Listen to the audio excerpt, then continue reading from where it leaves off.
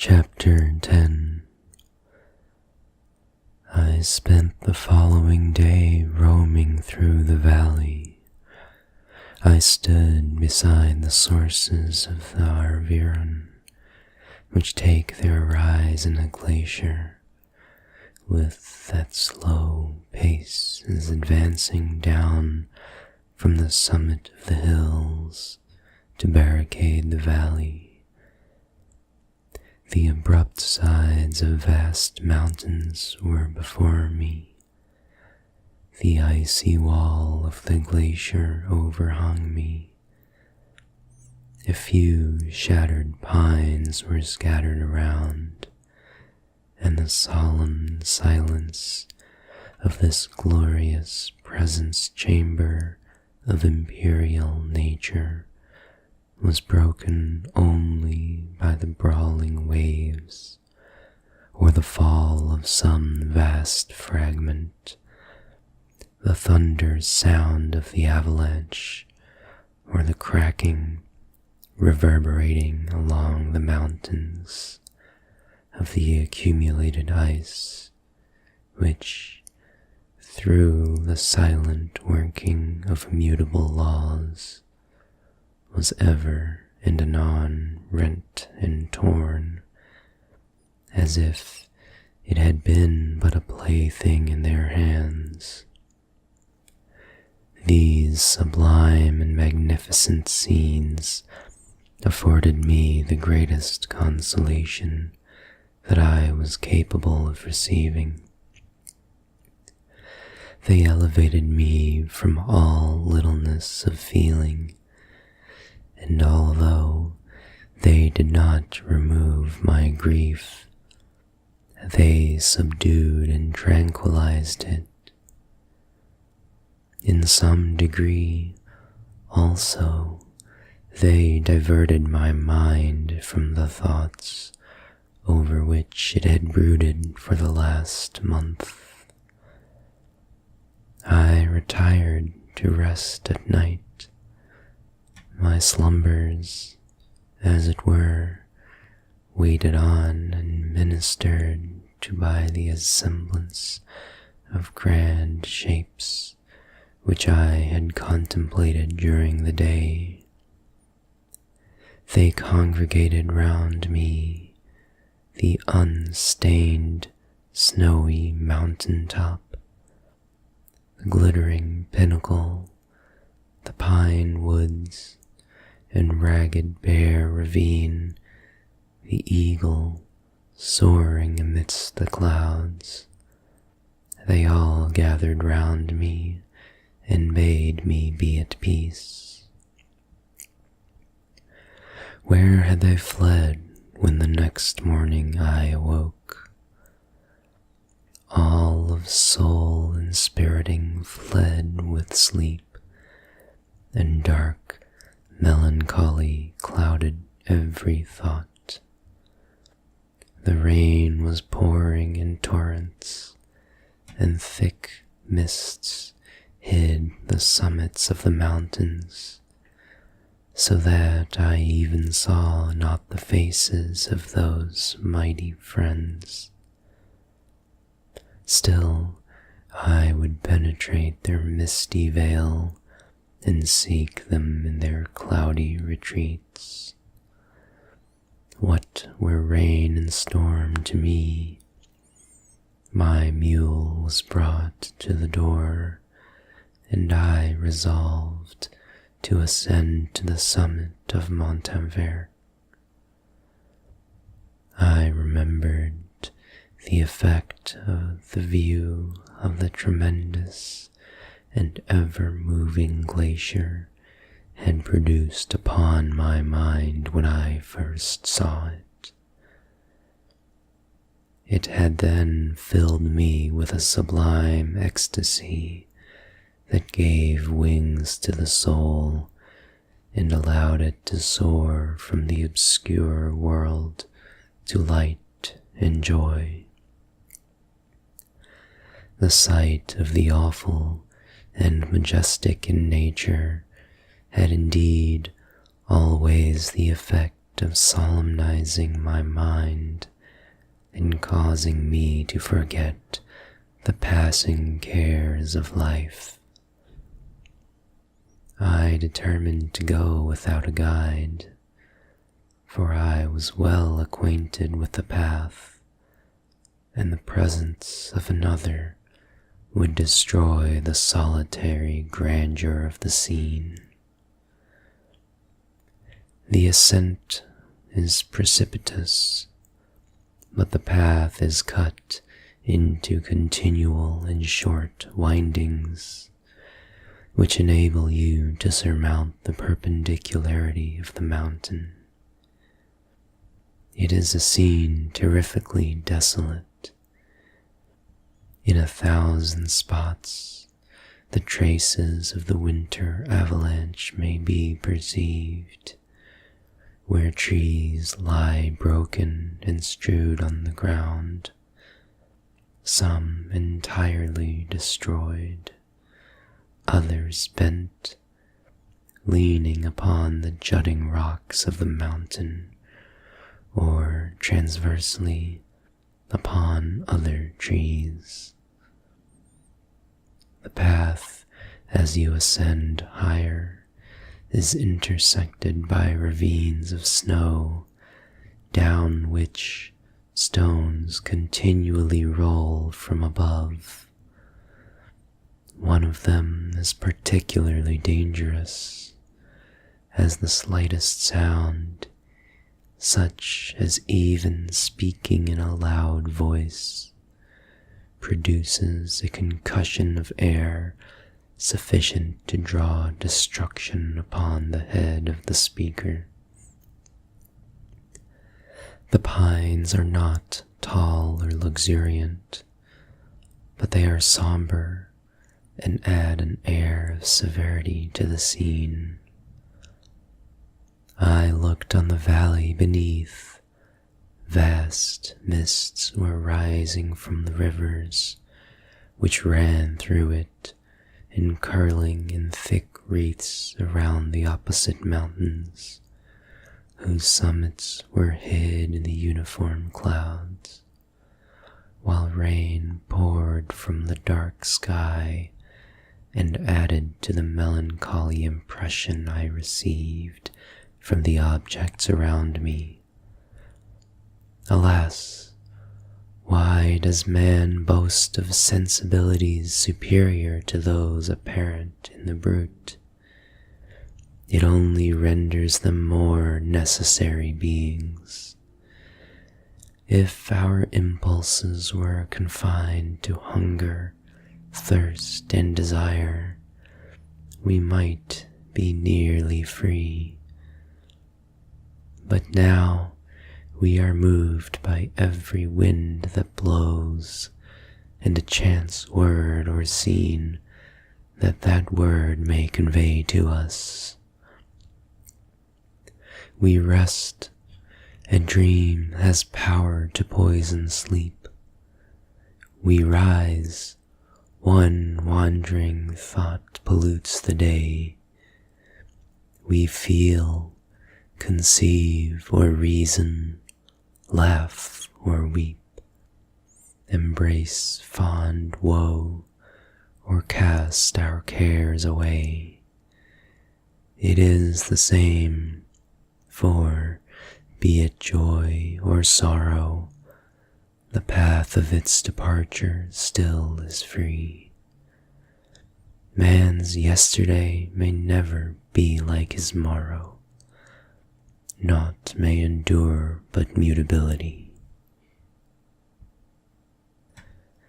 It was nearly noon when I arrived at the top of the ascent. For some time I sat upon the rock that overlooks the sea of ice. A mist covered both that and the surrounding mountains. Presently, a breeze dissipated the cloud, and I descended upon the glacier.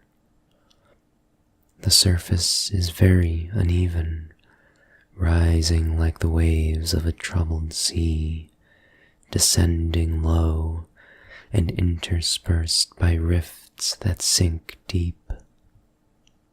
The field of ice is almost a league in width, but I spent nearly 2 hours in crossing it.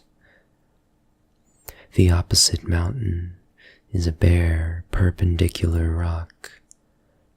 From the side where I now stood, Montanvert was exactly opposite, at the distance of a league, and above it rose Mont Blanc in awful majesty. I remained in a recess of the rock, gazing on this wonderful and stupendous scene. The sea, or rather the vast river of ice, wound among its dependent mountains, whose aerial summits hung over its recesses. Their icy and glittering peaks shone in the sunlight over the clouds. My heart, which was before sorrowful, now swelled with something like joy.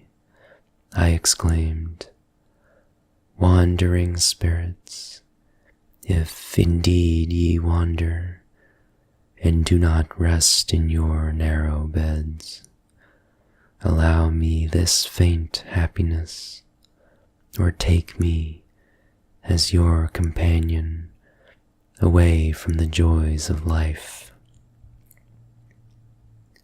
As I said this, I suddenly beheld the figure of a man at some distance, advancing towards me with superhuman speed. He bounded over the crevices in the ice, among which I had walked with caution. His stature, also, as he approached, seemed to exceed that of a man. I was troubled. The mist came over my eyes, and I felt a faintness seize me, but I was quickly restored by the cold gale of the mountains.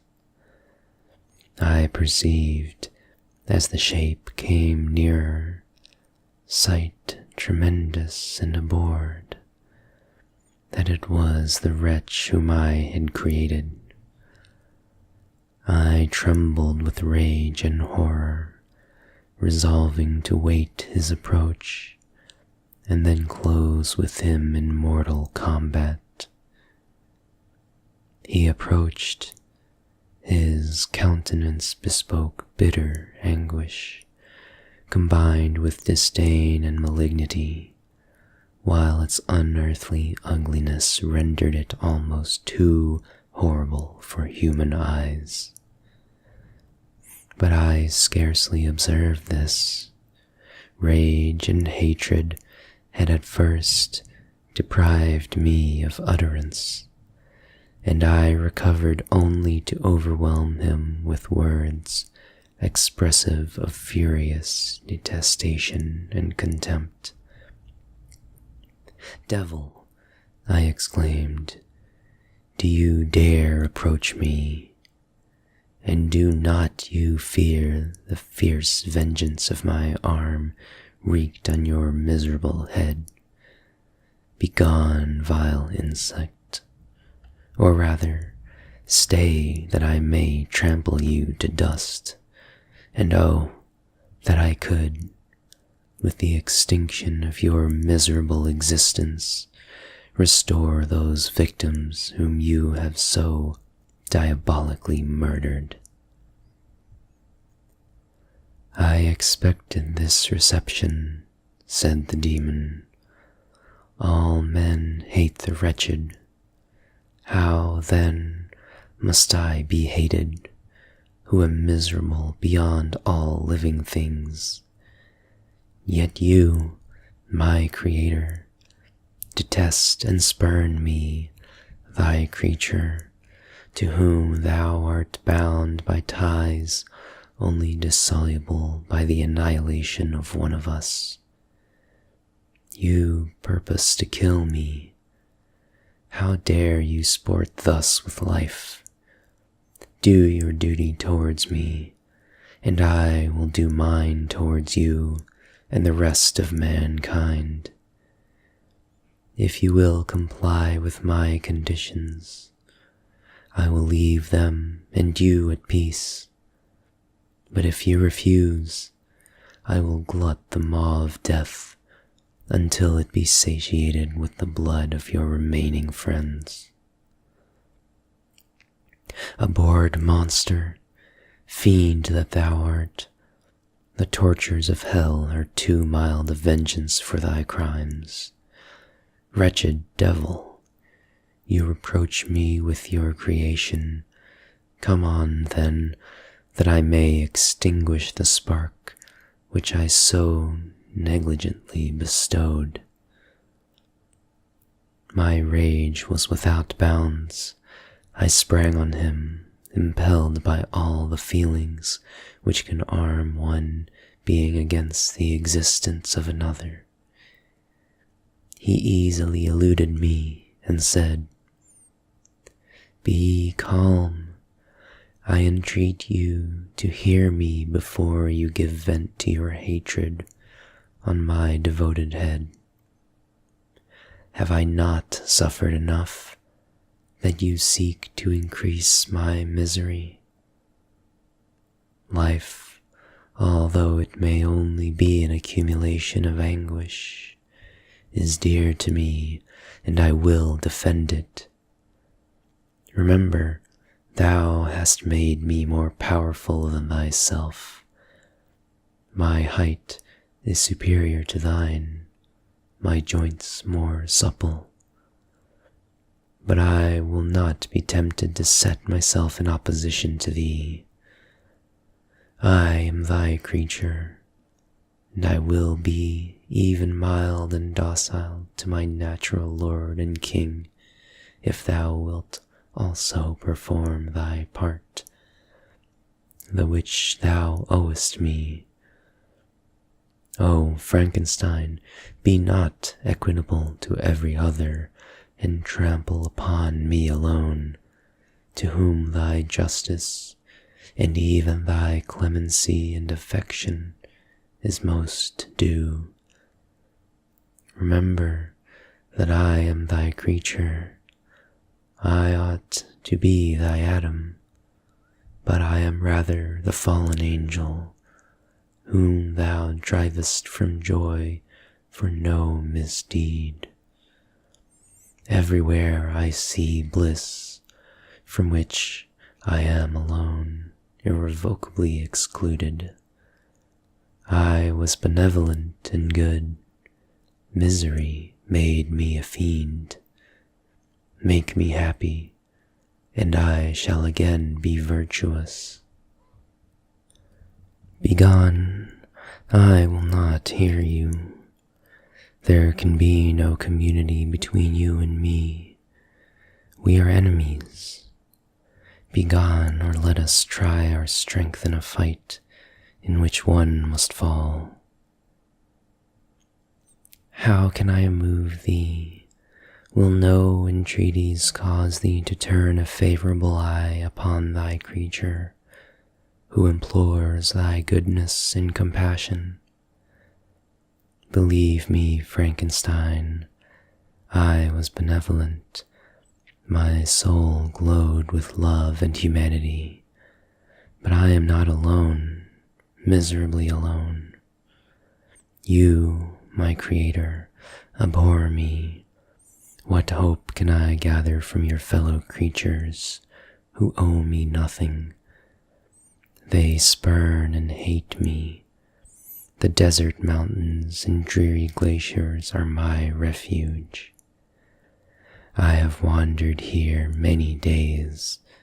The caves of ice, which I only do not fear, are a dwelling to me, and the only one which man does not grudge. These bleak skies I hail, for they are kinder to me than your fellow beings. If the multitude of mankind knew of my existence, they would do as you do and arm themselves for my destruction. Shall I not then hate them who abhor me? I will keep no terms with my enemies.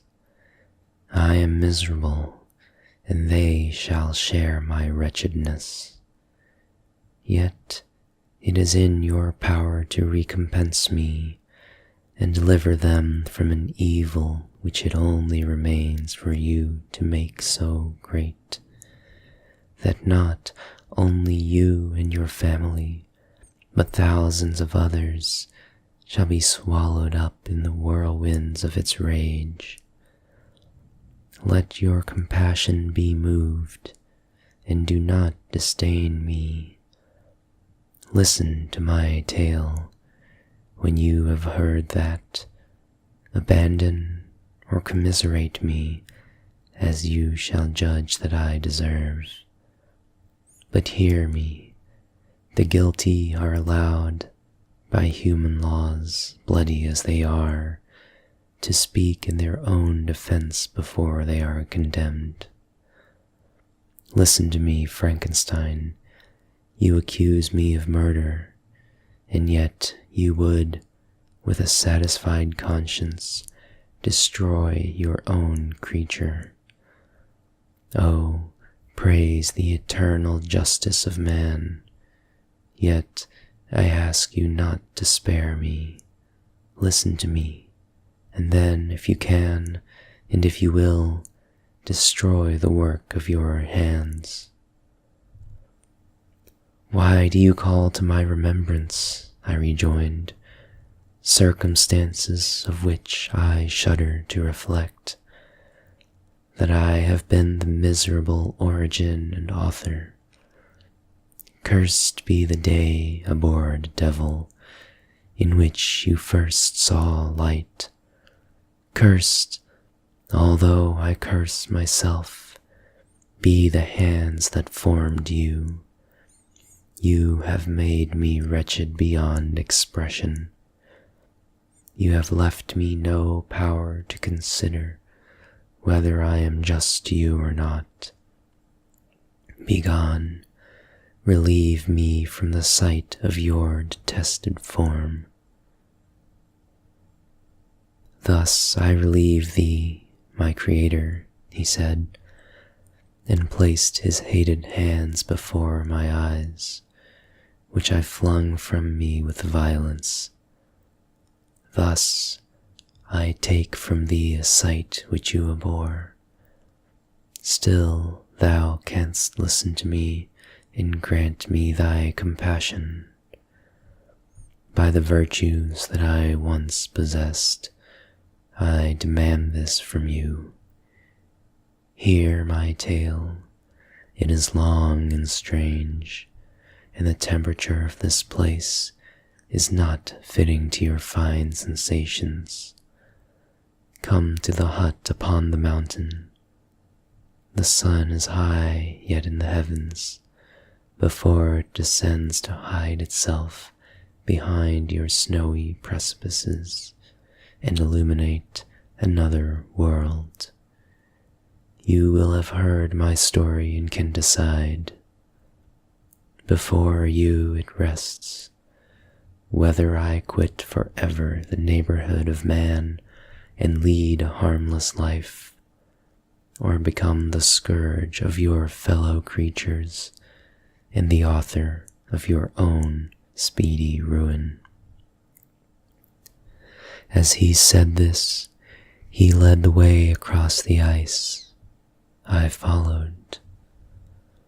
My heart was full, and I did not answer him, but as I proceeded, I weighed the various arguments that he had used, and determined at least to listen to his tale.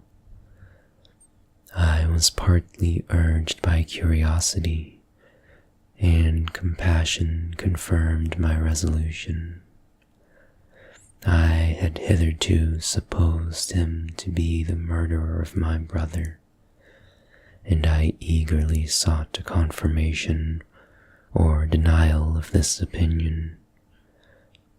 For the first time, also, I felt what the duties of a creator towards his creature were, and that I ought to render him happy before I complained of his wickedness. These motives urged me to comply with his demand.